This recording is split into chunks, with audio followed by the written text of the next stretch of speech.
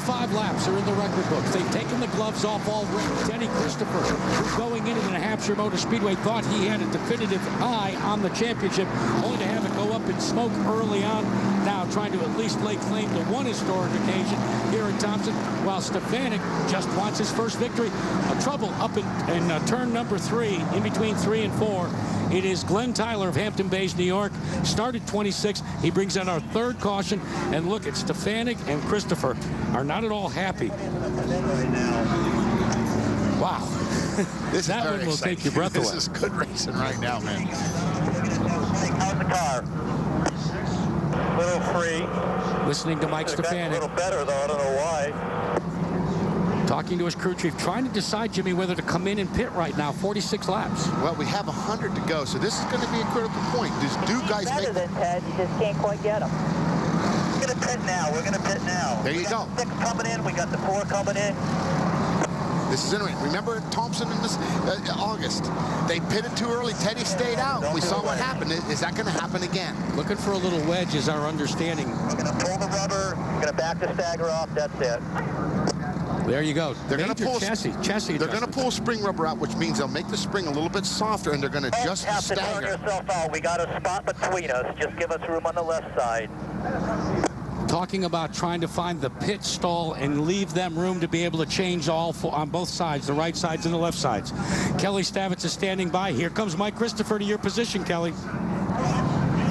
Well, as the guys come down pit road, Mike Stefanik has told me that he's confident he has the best pit crew here in the entire tour. He said they practice this every week, but don't forget that last time they got pinched in by Bobby Santos in front of him, which cost them some points. That's not the case here today. As we see both crews hard at work, so far it seems to be seamless. Getting that third tire on the 16. They're changing 3 tires. Looks like it's the same up ahead for the 4, and it'll be a race to see who gets out of these pits first, Jack. Kind of interesting, though. It looks as if it will be. It'll be Stefanik. Mike Stefanik first out, followed by Silk. And Bobby Santos just a little bit longer, Jimmy. But Santos looked like they were making a chassis adjustment to the right front of that car right there. So I don't think he was really concerned about being a little bit longer. I think he's concerned about the next 100 laps to get the car adjusted, because this is what he's hoping is his last stop of the day. Let's check in with Mike Stefanik. Mike Stefanik, Jack Arute up in the Versus booth. Kind of a dicey decision to come in. Yeah, well, you know, it's 100 to go. We got to mix it up. We got to try to win this thing any way we can do it. So, yeah, we thought it was the right thing to do. You and Christopher trading a little paint and a little Nerf bars there. What's going on? I just want to lead a lap. I need them 5 points, you know. All right, good luck. You're getting ready to go back to green. Boy, that was an understatement, Jimmy. Yeah, this is just good racing, and 5 points would have been They're going to wave it off. They're going to wave it off, Jimmy, because they forgot to let the car come around.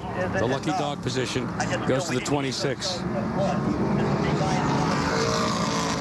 Let's check in and see if we can get Bobby Santos and see how his day is going. Bobby Santos, Jack Arute in the Versus booth. How's it going out there?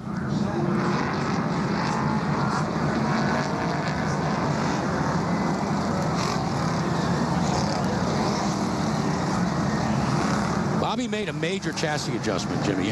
You saw it as well as I did. Now, Stefanik taking a spring rubber out, changes, frees the car up just a little bit, but Santos obviously wanted, knowing he was going to have to use these tires now to the 150th lap, needed to make some chassis adjustments, and big time.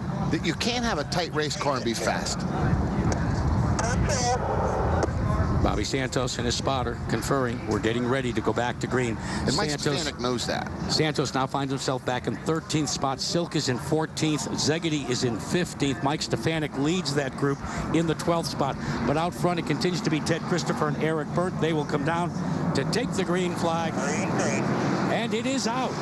And boy, this outside groove is the key today, Jimmy. Teddy got a great restart. He was paying attention for that. Yes, he is the leader, but he got a great jump on Byrne and started back in. Give a call to Eric Byrne, a part-time racer. I believe this is only his 8th start in 2010 out of the 13 events that have been run.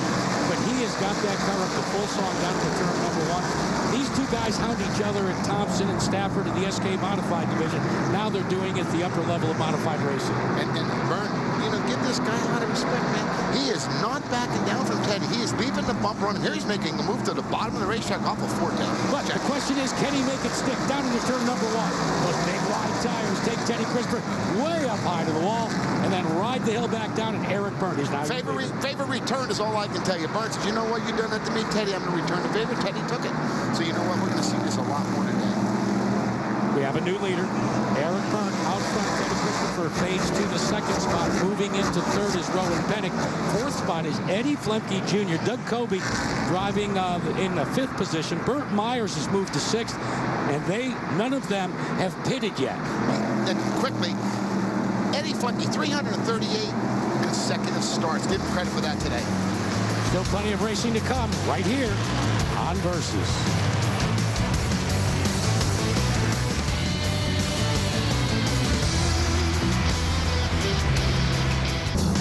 Back here, we are under our 5th caution of the afternoon in the Sunoco World Series of Speedway Racing.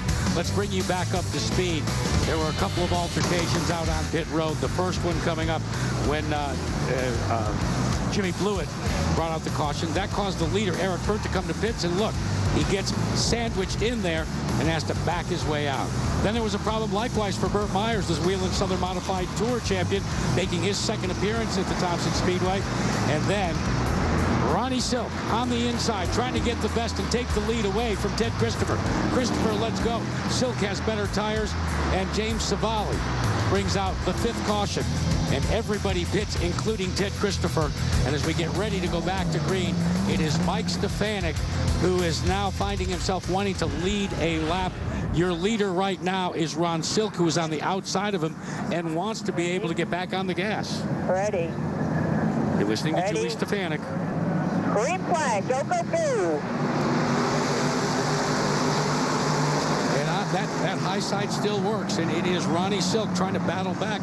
And Jimmy, you and I both know that this is going to change things up when it comes to if the race ended now in terms of points. But Bobby Santos is battling back. Santos now, after that caution, has moved back into 7th spot. And the thing is that we're seeing now Zaggity. You said earlier that Zaggity started making the outside group work early, and he's taking 2nd over from Mike Stefanik. Well, he's trying to. That is a brand new car that Todd Zaggity brought out at Stafford Motor Speedway. This is only its 2nd outing. Brand new, I believe it's a Troyer car that they've decided to go with. And Stefanik still wanting to get those 5 bonus points for leading the most laps. That could be critical as Ron Silk now pulls to about a 0.4 seconds lead at over 120 miles an hour over Stefanik. And it is the 2 car of Zaggity in 3rd, Eric Goodale running in the 4th, Santos in 5th, Eric Rudolph in 6th. Well, Santos has made the best of everything. When he was all the way back to 13th, on a very patient race today. And in turn, after this restart, his gain of 7 positions. A couple guys pitted, but a good restart also. We're joined in the booth by a guy like you that has wheeled more than his share of modifieds. Steve Park, who, Stevie, you've won the Sunoco World Series before. Good to have you with us, but so far, what do you see in this race? Just pretty incredible. I mean, what I love is the strategy, and Jimmy can tell you that, you know, we watch people pit at different times, and tires coming up through the field and tires not coming up through the field. So, you know, I think, you know, some of the guys who watch is Teddy Christopher. He held on the 2nd spot on old tires and came in and put new ones on, so he'll be watching through the field. And, you know, Steve, you say about tires. Well, they should be allowed 2 or 3 sets, but they're not. They're only allowed 1 set. So, like you're saying, I agree. When you put them on, when you don't put them on, that becomes an issue of can I make the move later on in the race by waiting to put the tires on, as Teddy Christopher's done. Yeah, and he's done it in the past too. I mean, he's had a good enough car to kind of get through the race and get within that 50-lap range at the end and put tires on and try to out-tire people. But just keep an eye on him now. He's just doing a great job coming up to the field. He's the red car on the inside that you see now and again on the screen as we keep our eyes planted on the lead duo. Ron Silk and Mike Stefanik. So